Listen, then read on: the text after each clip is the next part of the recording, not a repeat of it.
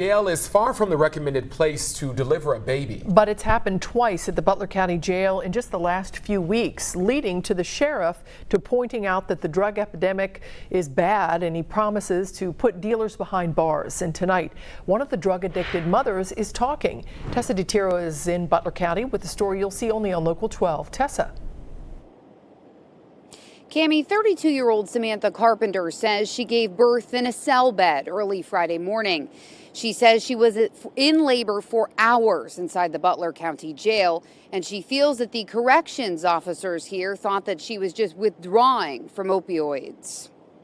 At 34 weeks pregnant, Samantha Carpenter was arrested on possession charges and for violating her probation.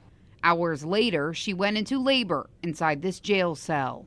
It's dark, you know, they turn the lights out at a certain time, and there's another girl in the cell that doesn't know what to do, and she's freaking out, and you know, all the inmates in the cells around are aggravated because I'm screaming. Carpenter admits she was withdrawing off heroin. 80% of the females that are in my jail are on some type of drugs and are trying to get off of drugs. After having 2 other children, Carpenter says she knew her pain was more than withdrawal.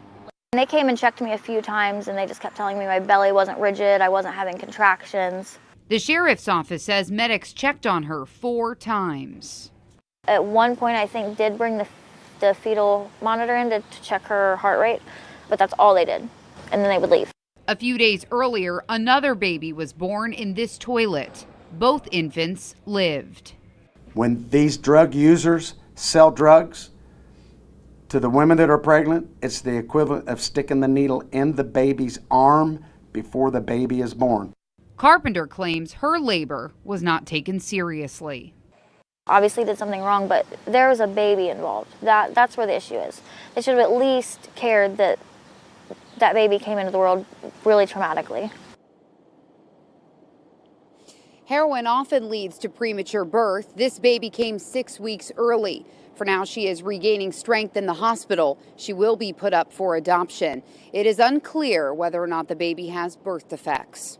In Hamilton, Tessa DiTiro, Local 12 News. All right, Tessa, thank you. State lawmakers are now working with Sheriff Jones to toughen punishments for drug dealers who sell to pregnant women.